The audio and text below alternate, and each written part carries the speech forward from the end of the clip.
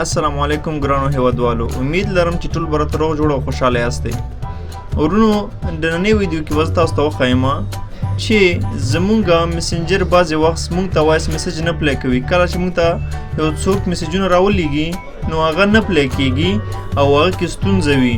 نو د هغې ستونزې باره کې به تاسو سره نن معلومات شریک کړم چې هغه ستونزه تاسو څنګه حل کولی شئ. نو د ډېرو هیوادوالو او ډېرو دوستانو دغه ستونزه وي او ما ته ډېر زیات میسجونه هم کړي دي په دې باره کې. نو دې لپاره مو دغه ویډیو تیاره کړې ده. راځئ چې ځو د ویډیو په طرف باندې. لومړی تاسو ګورئ موږ دغلته یو پروفایل ته رانوتي یو ګورو دغه پلی کوو د هېڅ نه پلی کېږي چې څومره خواري پې کوو. دا ګورئ زه بارو بار کلیکونه پې کوم نه پلی کېږي بیخي. تاسو ګورئ دلته اوس بیا لوډینګ دی د علامه تاویږي را تاویږي خو موږ سره دا میسج نه پلی کوي. نو دا به څنګه کېږي؟ ګورئ لاندې وم لیکل ایر پلینګ آډیو. نو لاندې موږ ته دا میسج هم راکړي چې ایر پلینګ. نو د ده سره به اوس څه کوو چې دا ولې موږ سره نه پلی کېږي؟ نو د ده د حل دپاره لومړی راځو سیټینګ ته. د موبایل سیټینګ ته به راشو.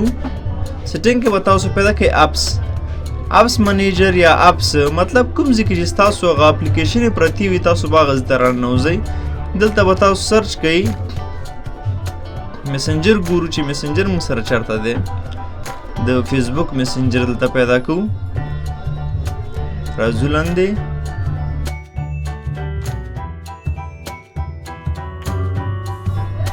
دا دی میسنجر. دا میسنجر موږ خلاصو. دغه دننه موږ راځو سټوریج ته. دا سټوریج تاسو ګورئ په ده باندې کلیک کوو.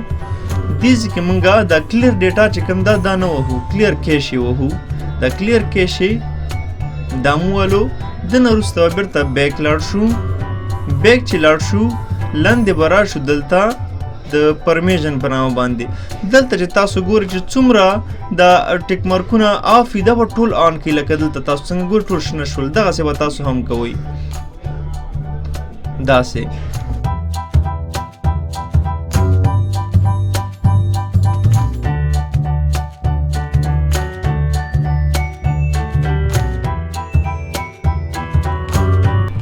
راځو اوس میسنجر ته.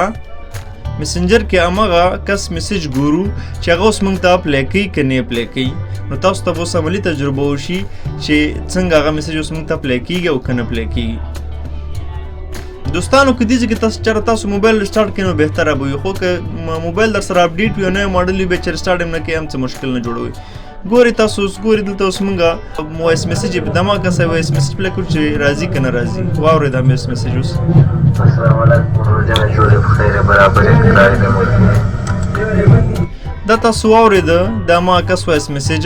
دا ټول تاسو به نشم اورېدلی ځکه چې دا شخصي خبرې دي. نو دا هم دې لپاره تاسو ته وکړه چې دا وګورئ زمونږ دا وایس میسج اوس پلی شو. چېرته په دې سره هم ستاسو ستونزه حل نه شوه نو بیا تاسو پوه شئ چې ستاسو میسنجر چې کوم دی زوړ ورژن دی. نو بیا به یې هرومرو نوی ورژن ته اړوئ. نو امید لرم چې نننۍ ویډیو مو زمونږ خوښه شوې وي او زمونږ د تشویق دپاره زمونږ دا ویډیو لایک کړئ او خپل نظرونه راسره شریک کړئ او زمونږ دا چینل سبسکرایب کړئ او د بیل آیکن باندې کلیک وکړئ. مننه ډېره زیاته. خدای پامان.